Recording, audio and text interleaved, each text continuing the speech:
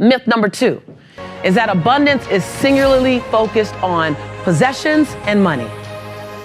Right? It's all about what you drive, what you live in, how much money you make. When in fact, it couldn't be further from the truth. Wealth is possessions and money. Abundance is a 360 experience. Abundance is a 360 experience. True abundance is your health, because if you don't have great health, life does not feel good. Abundance is relationship, and at the end of your life, literally, you will measure the quality of your life by the quality of the relationships you have. All the other stuff will fall away. That promotion you're thinking about, you're wondering about that raise, it will fall away in the area of importance when you get to the end of your life. You will begin to look at the quality of your relationships. How are your children relating to you? How are your siblings relating to you? Do you have love in your life? You literally will start looking at relationships at a higher level as you get older. So when you mine them now, you take care of them. And I know that for a fact. I have a friend who's worth $14 billion. Billion with a B. He was just partying at my house all night long, wouldn't leave, 4 a.m, go home. And he flew in from Canada to go to my New Year's party because he loves my family connection. And he doesn't have one. He is financially wealthy. He's relationship broke. Does that make sense? Abundance is a 360 experience. It's about relationships. It's about health. It's about your spiritual groundedness. That doesn't mean you have a religious origin. It's about, can you release? Can you forgive? Can you let go? Can you be still? Do you meditate? Do you have time with yourself? That has a lot to do with the quality of your life. We spend so much time and energy trying to prevent ourselves from falling. We spend so much energy trying to prevent a failure. We spend so much energy making sure we're safe. And if we spent 70% of that energy exploring how we can soar, exploring how we can play bigger, exploring how we can make memories that we absolutely will be excited to tell when we're 85 years old sitting in our favorite rocking chair. If we spent 40%, 50% of that same energy, how would our lives look differently? I'm not saying be reckless. I'm not saying do it without a plan. What I am saying is, so many times I get the question, how do I prevent failure? And I'd love for you to spend that same energy going, how could I ensure that I soar? How can I ensure that I live the life that I want to tell people about? That I write the story that's going to be really, really good to read. So number 1 is shift your energy on what you want to create versus what you want to prevent. Because energy grows where energy goes. If you've looked at several episodes, you've probably heard me say that before. Not because I've run out of content, but because I want to keep saying it. Because repetition is not the mother and father of learning.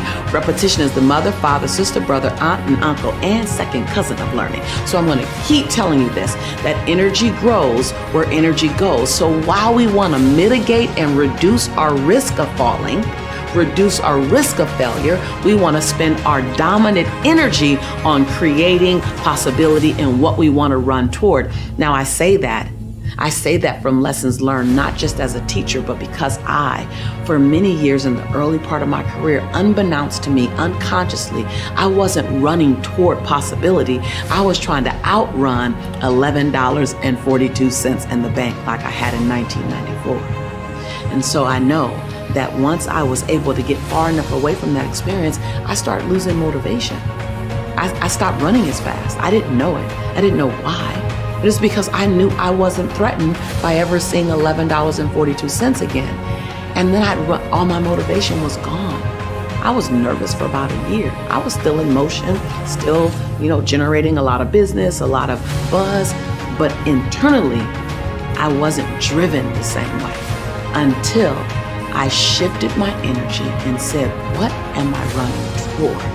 The first answer was, I don't know, because I've been trying to outrun something so long that I wasn't looking forward, really looking forward, like horizon forward, like up forward. I may have been looking at the next goal forward, the next target forward, but I wasn't looking at horizon, something so big, it would take me 10 years to get there.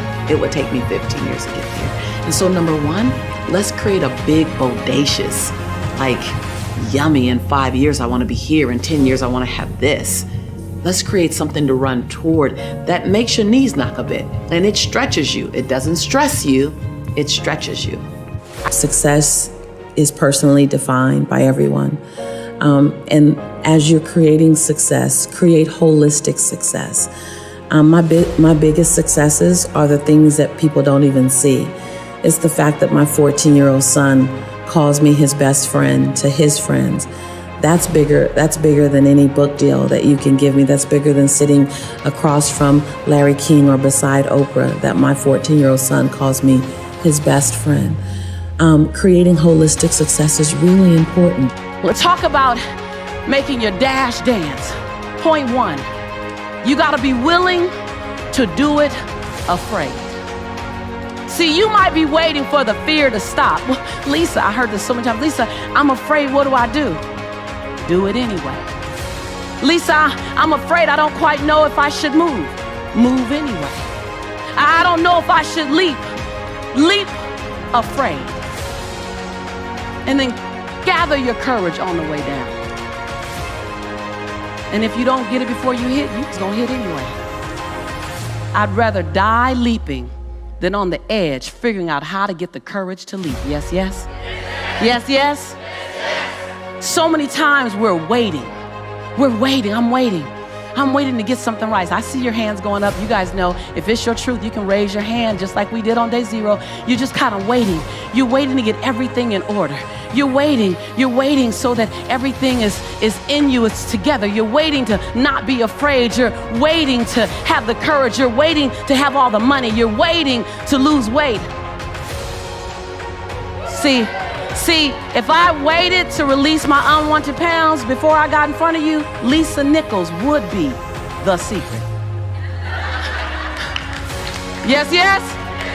I thought, how about I just leap with my imperfection and then find my form of perfecting my imperfection while I'm soaring?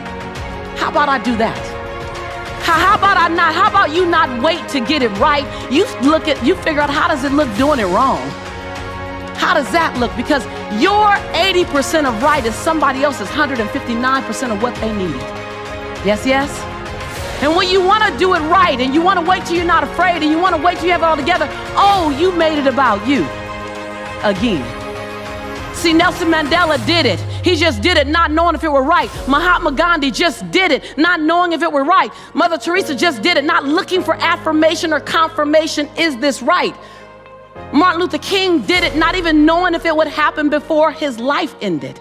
I mean, what are you waiting on? Are you willing to do it afraid? Are you willing to do it knowing that you got so much work to do to get it better, to get it more perfect? But are you willing to do it inside your imperfection? Do you realize that in your imperfection, you're perfect for the job? Visualization is a gift to your heart and your soul. It's a gift. Because if the idea is the seed, visualization is the fertilizer. It's the fertilizer, because when your thoughts are connected with an emotion, see, you would visualize yourself winning and you would feel all the emotion that came with that. And all you're doing now is you're not chasing a foreign emotion. You know the feeling, and now you're just doing what's necessary to get back to that feeling in real time. Exactly. And so what a good friend of mine, Vishen, the CEO of Mind Valley, who you know, I did a visualization with him. We were in Bali, and he said to me afterwards, I never get emotional. He doesn't. He doesn't get emotional. Right. He's like Right. yeah. Well, he was like, I cried. I got emotional. He goes, I figured it out. It's visualization. A good visualization brings in emotion. He was like, that's how you do it. And so I love doing visualizations because, and it's real important in the visualization, you can't see it over there. You have to see it right here. To feel it. You got to feel it right here. Like I am. It's all I am. I am in my dream home. I am in my dream relationship. And then unpack what that looks like. But most importantly, unpack what it feels like. And when you have that emotion in this moment, all of a sudden you stir up something that I don't think will ever go back to sleep.